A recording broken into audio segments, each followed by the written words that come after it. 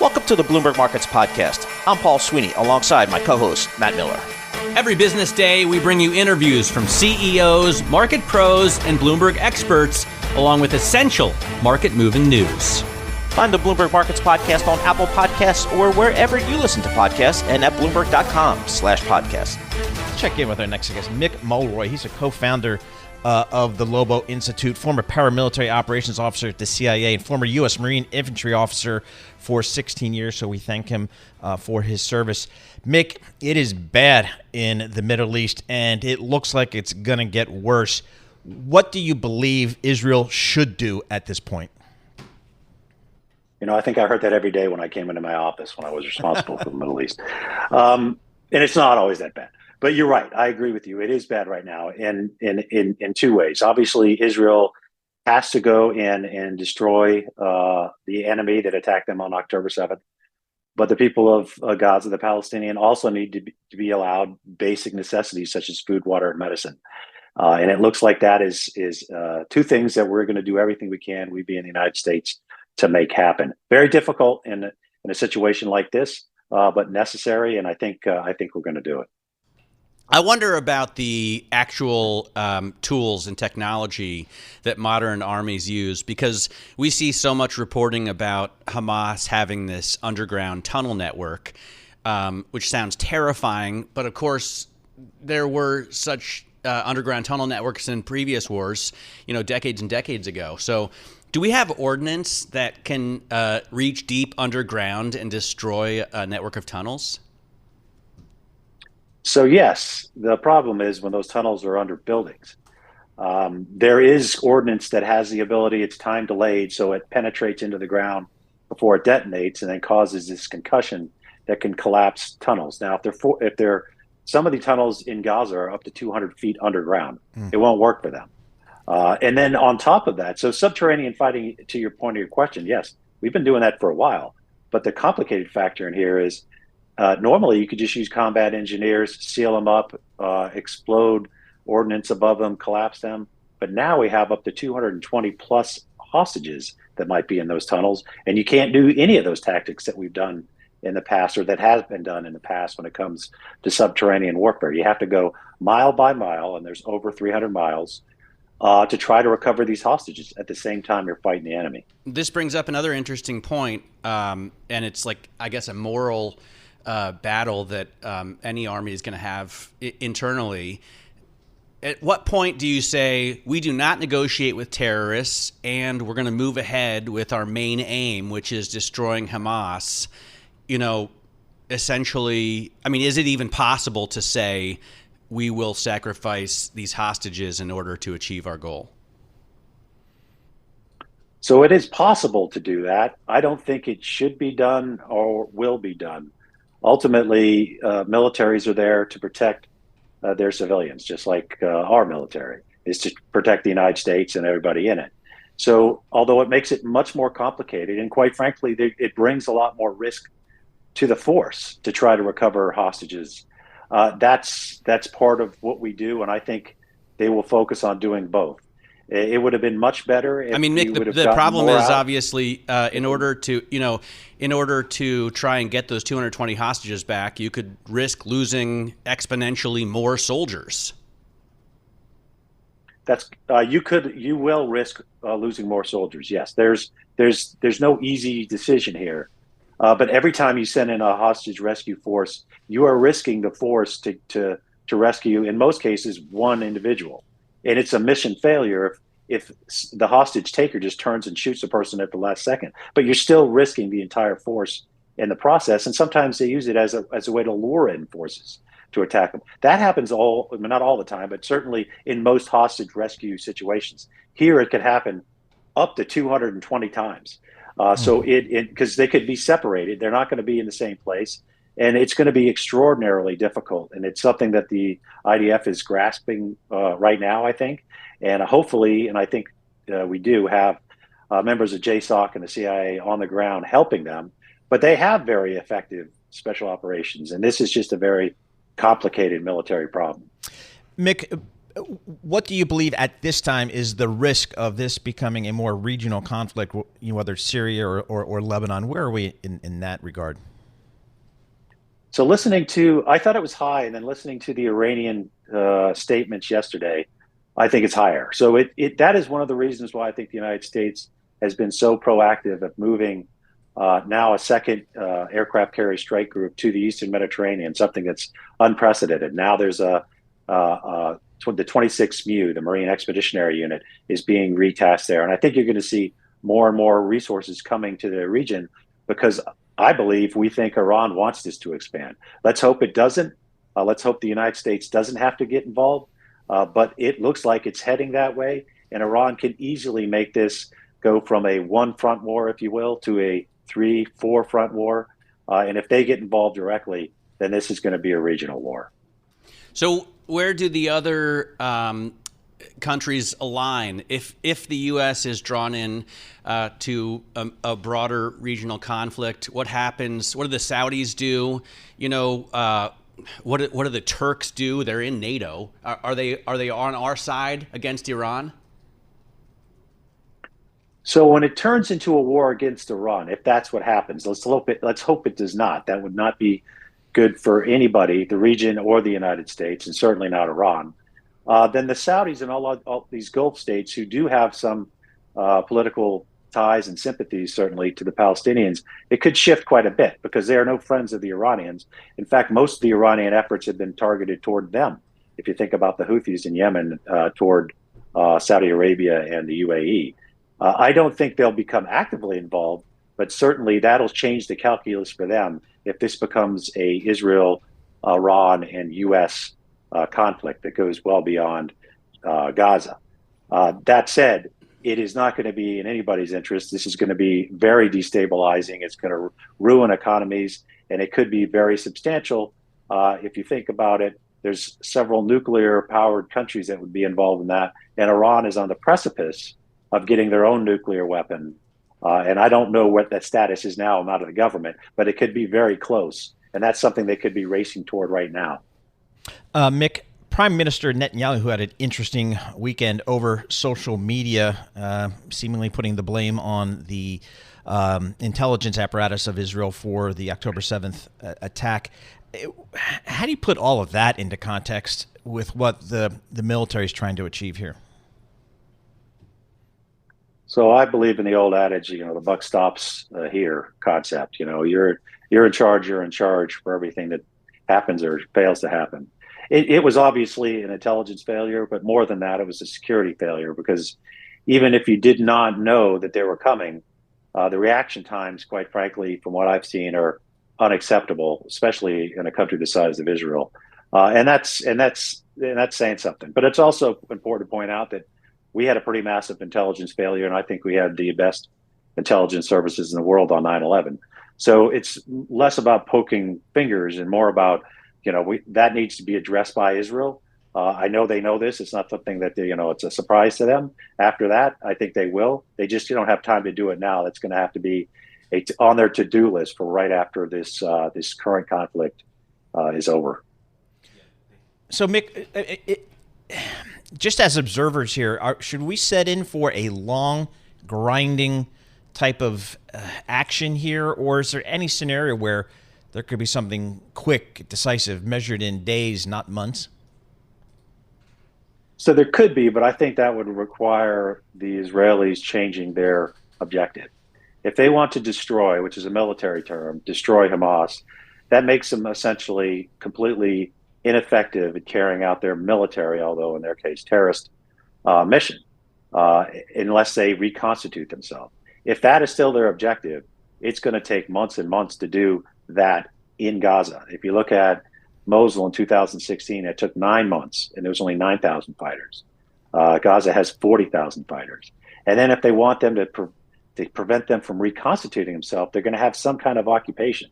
They can't just leave and let it go, because Iran will move right in, pick up the pieces and start arming them and all that immediately. So they're going to have to be some kind of force. Maybe it's not Israelis. Maybe there's an international force, peacekeeping force that can move in to help with the rebuilding of the area, and of course, humanitarian assistance, but also to ensure that Hamas does not reconstitute itself. That's something that's actively being discussed. Much easier said than done, but something that I think should be looked at. All right, Mick, thank you so much for joining us. Really appreciate getting your perspective, your analysis. Mick Mulroy, he's a co-founder of the Lobo Institute, lots of experience in that part of the world, former military operations officer at CIA, former U.S. Marine infantry officer, senior fellow at the Middle East Institute. So a lot of experience in that part of the world and with those types of geopolitical challenges. You're listening to The Tape. Catch our live program, Bloomberg Markets, weekdays at 10 a.m. Eastern on Bloomberg.com, the iHeartRadio app, and the Bloomberg Business app, or listen on demand wherever you get your podcasts.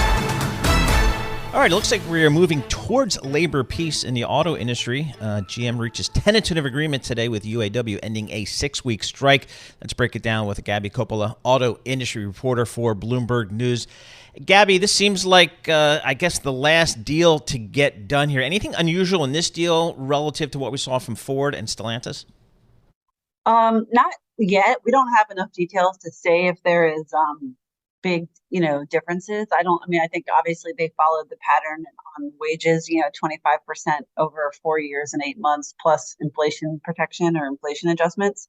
I think that money for retirees had been one of the big sticking points towards the end for GM. And that's why you saw the UAW actually expanding their strike this weekend against GM before it got done.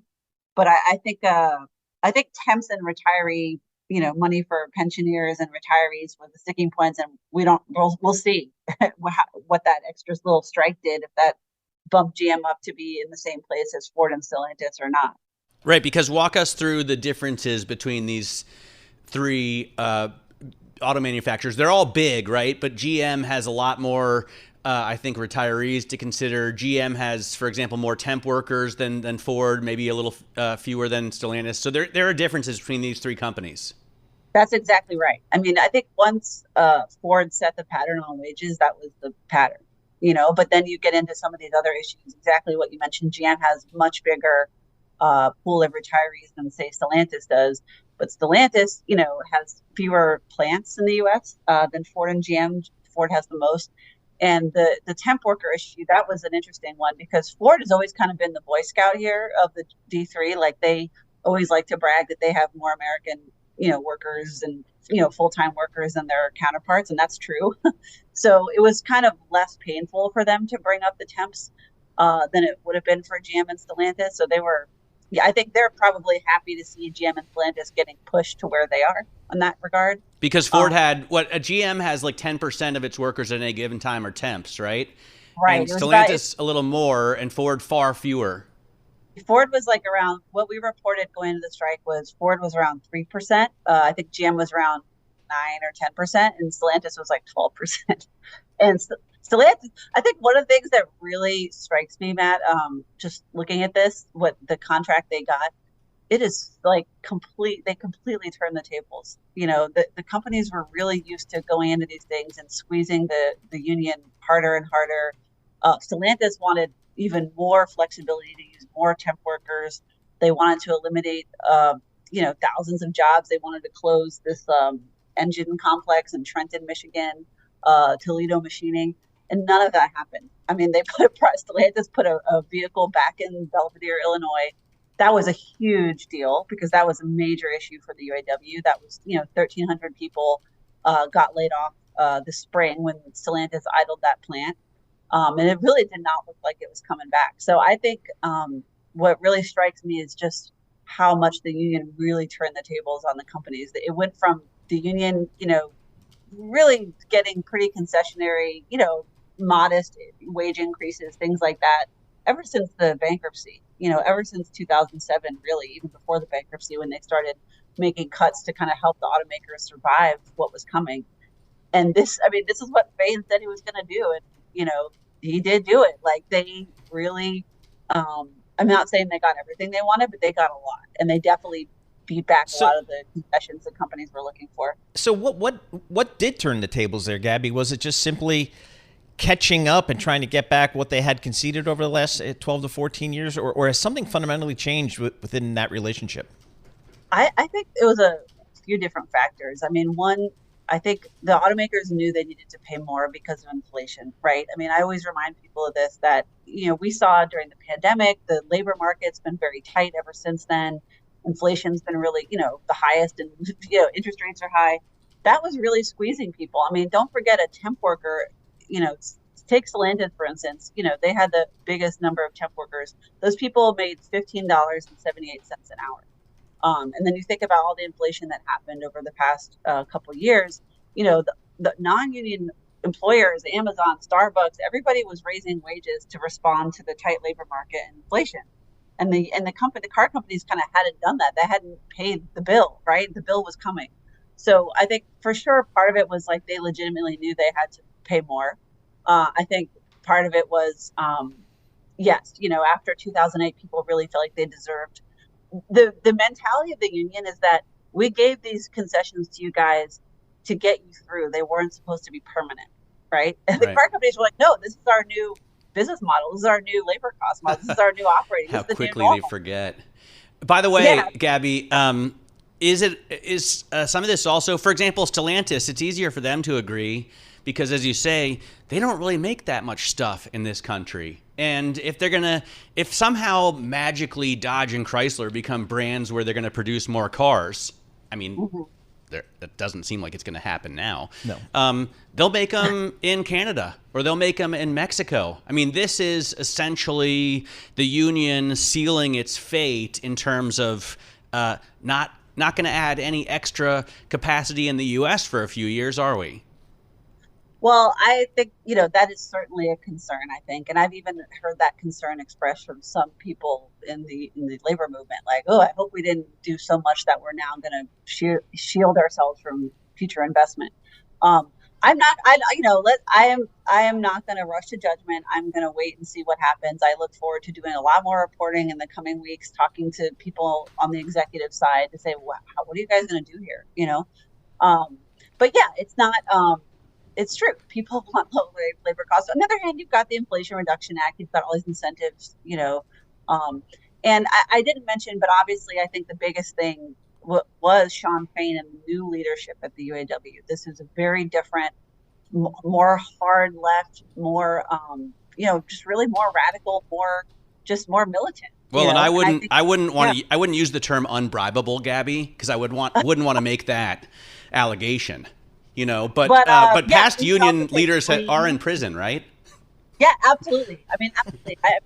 I think that, I would say that some things that were great that the Sean Fain and the leadership did was they brought this level of transparency to the union and to the process of negotiation. I mean, Fain was on there every week doing these Facebook Live, updates, speaking directly to the membership.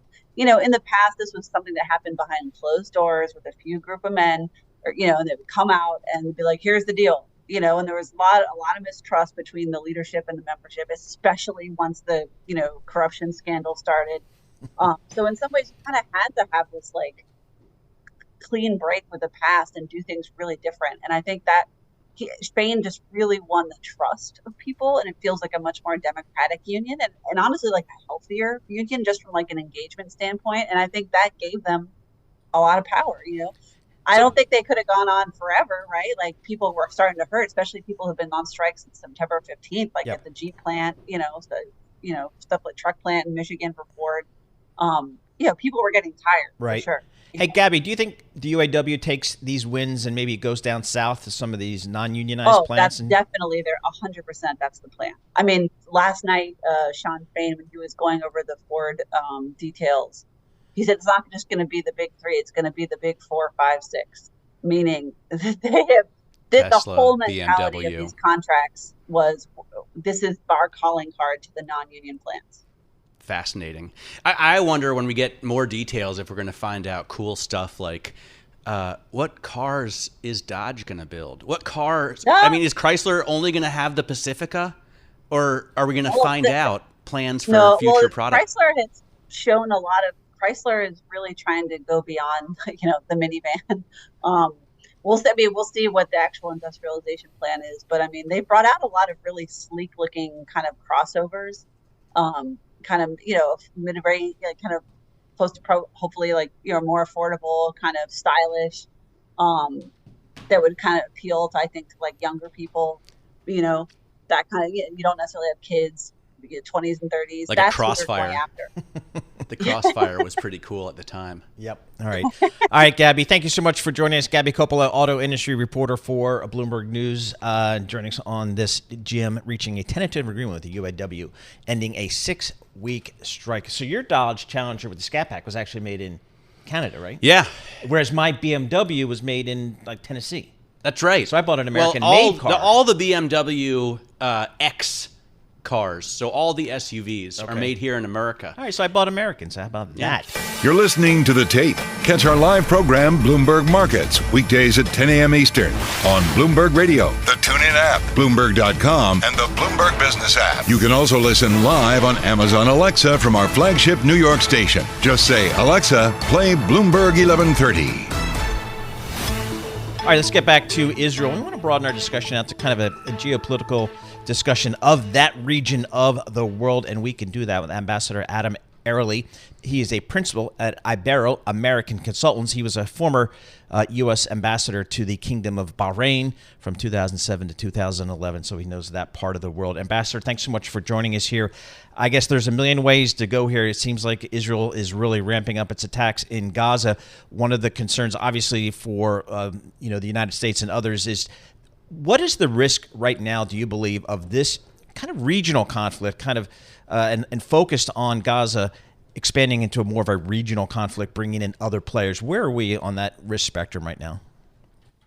Well, it's already started, frankly. Over the last 2 weeks, you've seen pretty constant exchange of fire between Hezbollah in the south of Lebanon and Israeli forces in the north of Israel. It hasn't gotten as much attention as obviously the hostilities in Gaza, but both sides have suffered dozens of casualties on that front. And then the United States has been attacked dozens of times in the last couple of weeks. Its forces in Iraq and Syria have been attacked by drones and missiles fired by groups controlled by Iran in those territories. So, I would call it not even a boil, but a kind of simmering of the pot, which we see as the heat rises. The question is, will it reach a high boil? And frankly, that's what the Biden administration is spending a lot of its time attending to. I wonder, first I want to say that nothing justifies the attacks that we saw on October 7th from Hamas into Israel. And I don't want anyone to think that I'm going there. But did this whole tragedy evolve in a sense from the attempt of the U.S. to normalize relations between the Saudis and Israelis? I only ask because I saw, who's the New York Times columnist that you love so much? Tom Friedman, I think, wrote a piece saying, when we saw a picture of an Israeli defense minister getting all suited up to pray in Jeddah, that it was sure to outrage the Arabic world. Well, the short answer, in my opinion, is no. But remember, everything is connected, right? But the reason I'll explain why I say no, but at the same time, there's a connection. This attack, which involved thousands of Palestinians invading Israel by air, through paragliding, land and sea, right? Was and seizing predetermined targets, right, was a complex operation that took Israel totally by surprise. Now, you don't do something like that without years of careful planning and preparation, right? Good point. Yeah. Okay. So the rapprochement between Israel and Saudi Arabia, it's only been in the last couple of months, right? So clearly Hamas has been planning this for a while, right? And one cannot say that the provocation or what set this in motion was Israel-Saudi normalization. However, However, and this is where the connection comes in, Hamas is competing for political power among the Palestinian and Arab street, let's say. So, they saw themselves as maybe getting outmaneuvered a little bit by Israel in its rapprochement with the Arab states, like Bahrain, like UAE, like Morocco, who were all signatories of the Abraham Accords, which is where we were trying to bring Saudi Arabia. So, again, it's not unconnected, but at the same time, it's not Saudi-related. It is basically peace-related. In other words, Hamas, which is a military terrorist organization, doesn't benefit from peace, right? Yep. They only benefit from continued conflict. Adam, I want to get your thoughts here on these hostages, because that is just a difficult situation for Israel. What is the role that Qatar is playing in this, and is there any scenario where this ends well? There's been a lot of how should I put it? There's been a lot of steam being let off in the media and about Qatar. And, Qatar is a country that I know very well. I've worked in, and it's very complicated. But here's the bottom line. The bottom line is that Qatar's relationships with Hamas have come about at the request of and with the cooperation of the United States and Israel over the last 20 years, 15, 20 years. Why? Because Hamas is a terrorist organization. We can't deal with them. We need somebody who can. And we've chosen, we, meaning the United States and Israel, have chosen Qatar as our preferred intermediary. So when people say Qatar supports Hamas, that's really not fair, because Qatar is kind of doing us a favor in terms of being a channel to Hamas to help stop hostilities, help release hostages, help get money and supplies to Palestinian civilians. Now, what's different in the present conflict, really, is that the United States and Israel have decided, rightfully so, I believe, no more negotiations, no more business at all with Hamas. That's over. We've gone from, tolerating an inconvenience to needing to eliminate a serious threat. That puts Qatar in a difficult position. What they're trying to do, I think, again, with U.S. and Israeli cooperation, is negotiate the release of these hostages so that Israel can then go in and flatten Hamas. Will they succeed? I doubt it. Why? Because Hamas recognizes that the only thing standing between it and the full force of the Israeli military are 200 hostages. So I wonder, that's problematic in Gaza. And then on the northern border with Lebanon, you've got Iran lobbing missiles in via its proxy, Hezbollah, right? And it looks like from the rhetoric, Mick Mulroy just told us from the Lobo Institute, he thinks Iran wants this conflict to broaden out. Is that inevitable as well? I think that's a little simplistic, that Iran wants this conflict to broaden out. What does Iran want? Iran wants two things. It wants the United States out of the Middle East, and it wants Israel to be eliminated, right? At least if you believe what the Iranian leaders have been saying for the past 40 years. So the question for Iran is how to best achieve those objectives, right?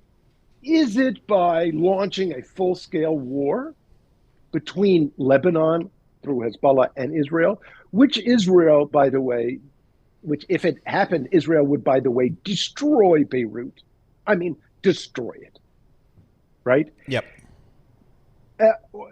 Or does it, so I think frankly, Iran is kind of figuring its way, feeling its way through to see what's the best use of its forces.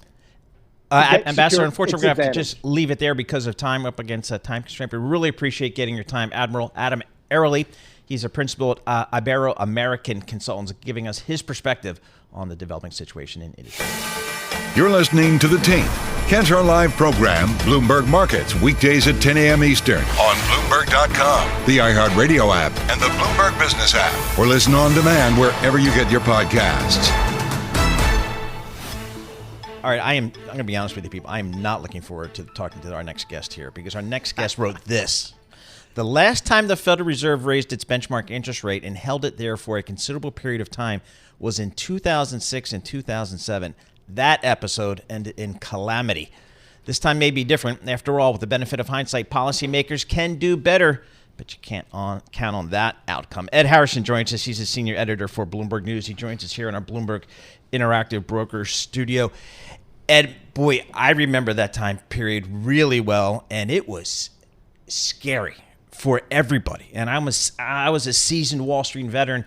I didn't know what was going to happen. Talk to us about the parallels you see maybe from today back to 2006, 2007. Yeah, great setup there. I have to say that I do remember it well in terms of the housing bubble. Yep. But the thing that people don't really remember as well in retrospect is that everything looked pretty good by and large right up until the very end.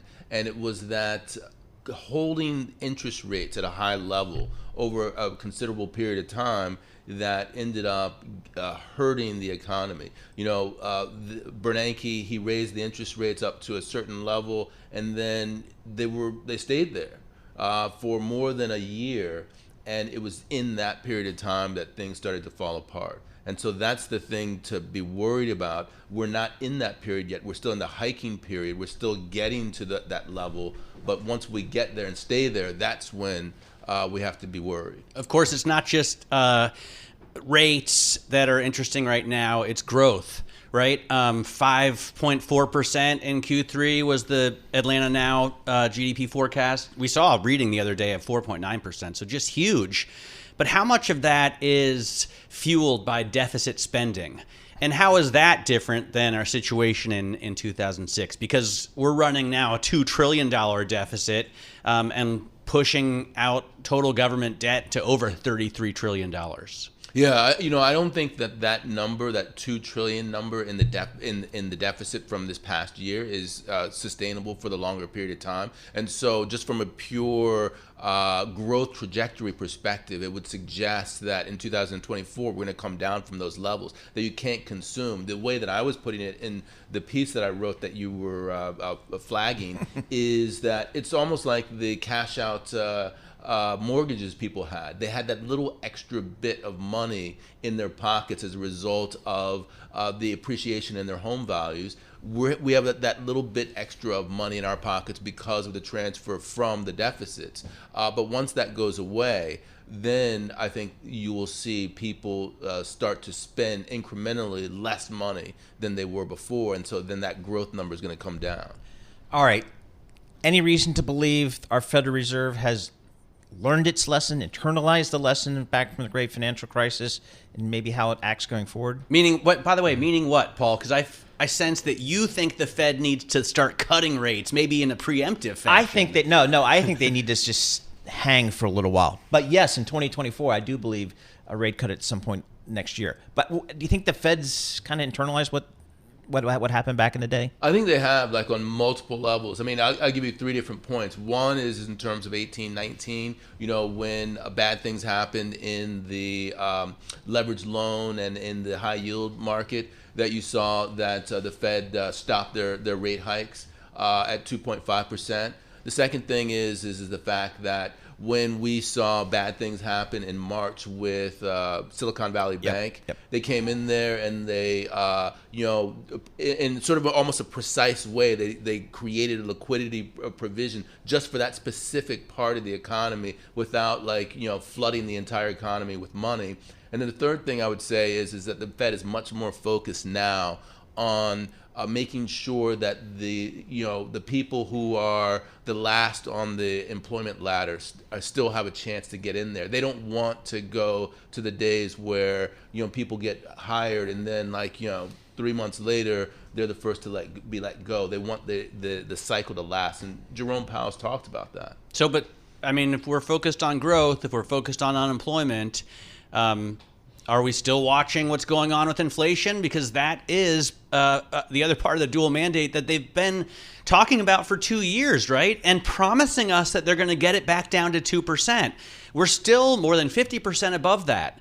So do they just give up on that? No, and I think that's the tricky part. And that's the scary part in the sense that really if we're at 3-ish% now on almost all levels, there's no way, especially with unemployment where it is, which is below 4%, that they can do anything but hold. There's no way they can cut with inflation at those levels. Right. So that almost guarantees a repeat of the hike and hold for a long period of time that we saw that caused so much pain 15 years ago. So I think that it's very unlikely that we're going to get out of this cycle without something breaking. The question is what is it going to be and when is it going to happen? And what's their reaction going to be once that does happen? So if we get, we say $2 trillion budget deficits are unsustainable, but who's going to change that, right? It doesn't look like we're going to have a much smaller deficit. Maybe if it's $1 trillion, that's much smaller, but still too much, right? Are we going to see budget deficits continue to run at this level? And if we don't, the Fed has to cut in order to pad the economy. Well, I would look at it in terms of what I would call the monetary offset. We know from the past when the fiscal policy is pumping money in, the Fed feels compelled to do something about it. And so everyone's talking about rate cuts in 2024. If we still have these deficits, adding spending, keeping the GDP growth high, we could be talking about rate hikes in 2024. Yikes. I think that is a potential that we actually get another rate hike, not in December, but in December and then again later, or even multiple rate hikes in 2024. Ed, I'm trying to refinance the mortgage, my man. I need rates to come down a little bit. So work with me here.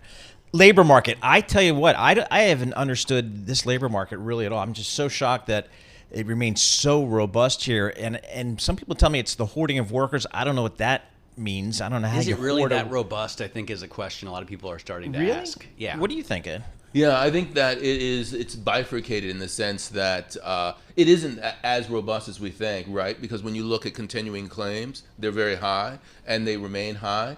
But at the same time, when you ask businesses, how do you feel? They're like, we're not getting enough workers. There aren't enough workers out there. I think that when people talk about the skills mismatch, it really is there. So the people who are not getting employed are remaining on the unemployment rules for considerably longer than we would like. But at the same time, there's still that dearth. I think it's because we're in the baby bust period. That's those people who were born after 64 coming into the prime. All of the baby boomers are leaving, and that's leaving us, with a shortage of workers. And as a result of that, it's putting upward pressure on wage gains, and that's helping bolster the economy in some ways. I don't know. I'm still here. You think the Fed's going to make a mistake? And I don't know what a mistake is. Raising, I would think it would be a mistake. But do you think the Fed makes a mistake? Because I'm not sure what's going to break out there, like the housing market back in the day. Well, the question is it a mistake for them to take the punch bowl away? Right. If you look at any chart of the S&P 500 over the last 15 years, it looks pretty astonishing. Taking the punch bowl away in this sense would mean holding. Right. Wait, no. Taking the punch bowl away would mean raising. Holding is the punch bowl still there, which is crazy to think about because they've gone up 550 basis points in less than 2 years.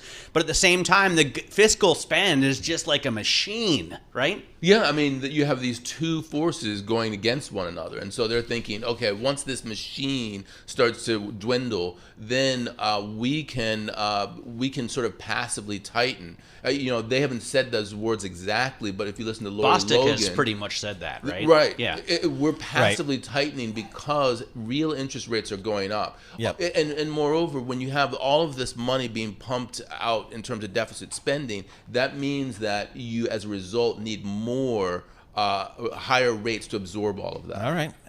That wasn't so bad. Ed Harrison, thanks so much for joining us. Ed Harrison's the senior editor, Bloomberg News. You're listening to The Tape. Catch our live program, Bloomberg Markets, weekdays at 10 a.m. Eastern on Bloomberg Radio, the TuneIn app, Bloomberg.com, and the Bloomberg Business app. You can also listen live on Amazon Alexa from our flagship New York station. Just say, Alexa, play Bloomberg 1130. Kailey Leinz joins us. She's host of Bloomberg Sound On and Bloomberg's Crypto. And we also are joined today by Lee Copeland. She is a partner at Rouse Copeland. That's a law firm based in Georgia. So we want to check in with both of these folks. Kailey, let's start with you on the Republican front. Lots of movement there in the list of potential nominees here. Mike Pence dropping out. Nikki Haley rising in the polls. What's the feeling in D.C. these days?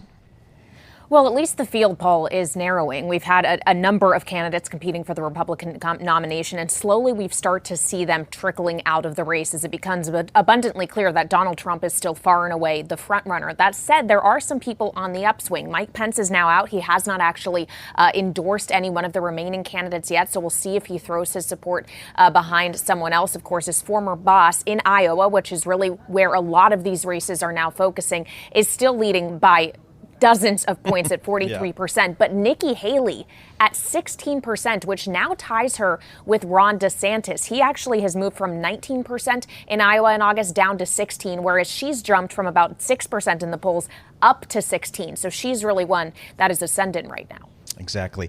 Well, as it relates to former President Donald Trump, obviously one of the big issues for his candidacy would be his legal challenges, particularly, well, there's one big one down in Georgia. Lee Copeland, thanks so much for joining us. Talk to us about what's the lay of the land down in Georgia these days for the former president and his legal woes there. Hey, good afternoon. Well, right now, 19 defendants have been indicted in this massive Georgia RICO indictment. 4 people have entered pleas of guilty, including 3 of Trump's legal advisors and a bail bondsman with connection to the Trump campaign. The DA's office has approached 6 other defendants to try to solicit pleas or to at least engage in plea negotiations without any success. And they have confirmed to CNN, at least, that Trump and Giuliani and Eastman and Meadows have not been offered pleas. So the case continues to go along with the documentary evidence and now the attorneys who are pleading guilty and agreeing to testify truthfully, or in Jenna Ellis's case, cooperate fully against the former president. So, Lee, what's the worst case scenario for Donald Trump? Well, the worst case scenario is that he goes to trial and gets convicted. There are documents that the DA has encountered. Remember, there was not just a grand jury in this case, but a special purpose grand jury that investigated for over a year. It heard testimony from 75 witnesses, including election deniers. And this special purpose grand jury issued recommendations that people be indicted, and a regular grand jury did indict. So the case is moving along. It should go to trial probably after the January 6th trial in D.C., and that looks like it might be even in summer of 2024. I'm just wondering because, we have an election denier now as Speaker of the House, and that after January 6th. So, and then if Donald Trump becomes the U.S. president, he would, I guess, have the power to pardon himself, right? So, but not in Georgia. Not in Georgia. I see. Not for state. Sovereign. Interesting. Not for state conviction. Yeah.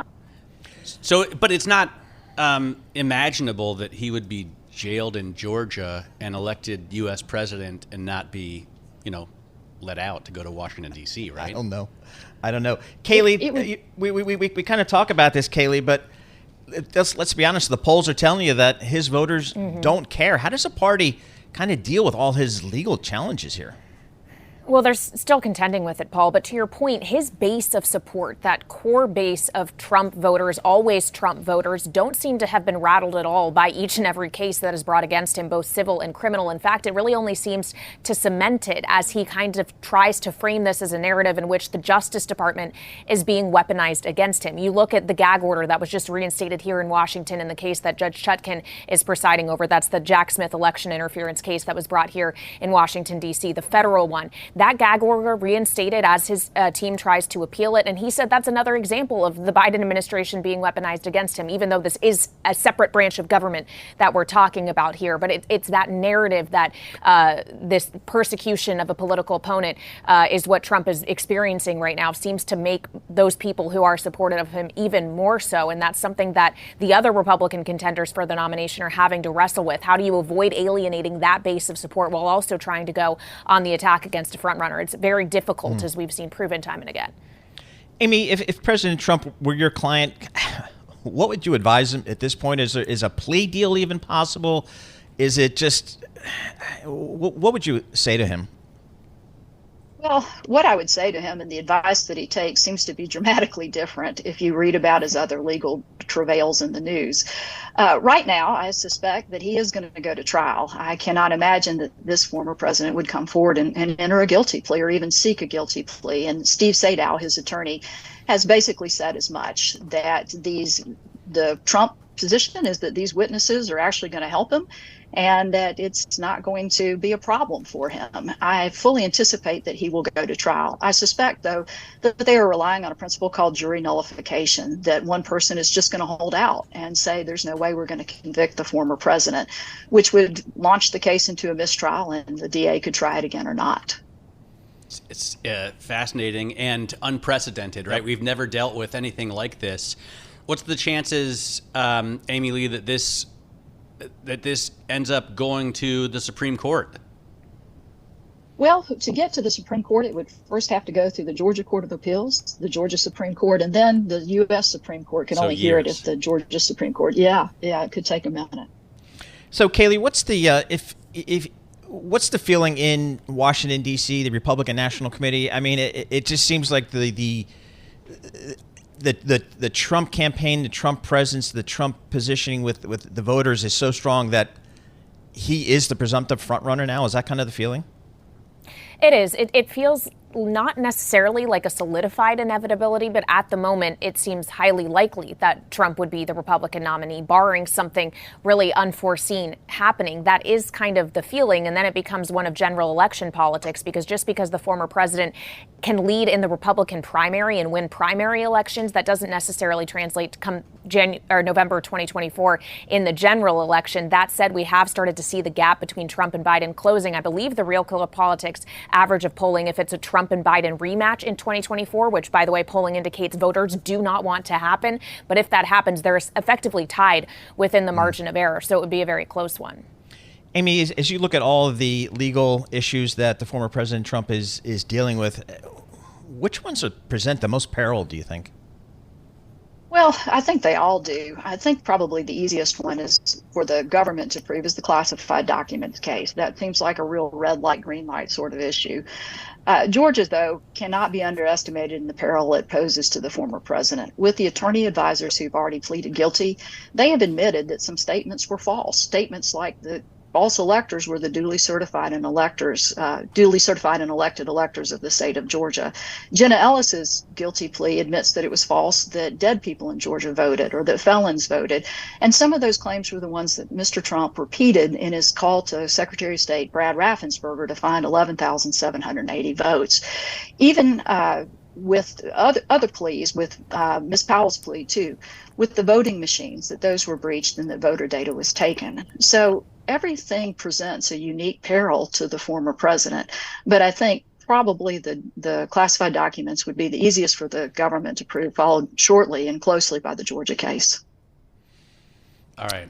Amy Lee Copeland, thank you so much for joining us. Amy Lee Copeland, she's a partner at Rouse and Copeland in Georgia, and she is all in the state of Georgia. Undergraduate degree from the University of Georgia, and then a law degree from the University of Georgia as well. So all in there on the Georgia. And Kailey Leinz, host of Bloomberg Sound On and Bloomberg's Crypto, just giving us a little sense of the lay of the land. Boy, the next 12 plus months are going to be absolutely crazy from a political perspective. Not only do you have a presidential election, but you've got a former president who presumably... You're listening to The Tape. Catch our live program, Bloomberg Markets, weekdays at 10 a.m. Eastern on Bloomberg Radio, the TuneIn app, Bloomberg.com, and the Bloomberg Business app. You can also listen live on Amazon Alexa from our flagship New York station. Just say, Alexa, play Bloomberg 1130.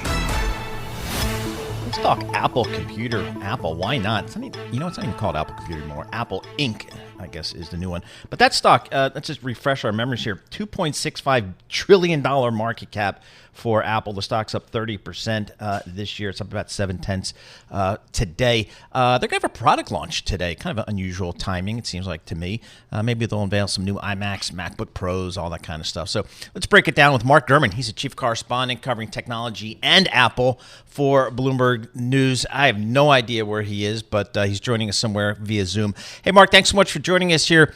What are they calling this product launch tonight? Something Halloweenish, I think? Maybe they should call it Apple Computer Inc. again, right? They changed the name to Apple Inc. in 2007 when they started selling the iPhone and some of the other mobile products. But today is all going to be about computers. And to answer your question, they're dubbing the event tonight Scary Fast, right? That's a flick at Halloween, right, in the U.S. and elsewhere, Tuesday evening, October 31st. But they're also going to be holding their keynote tonight on Monday evening, which is a nighttime event. Usually their keynotes would start about 15 minutes from now, but instead it's going to start for several hours. Now, the Scary Fast is a double meaning because they're referring to their new chips. And like you said, these new processors will be going into the MacBook Pro as well as the iMac. So we don't really talk about the computers as much as, the iMacs and the MacBook Pros and that kind of stuff. It's all about the phone and the wearables and all that kind of stuff. Just refresh our memories what the computer part of their business means to them.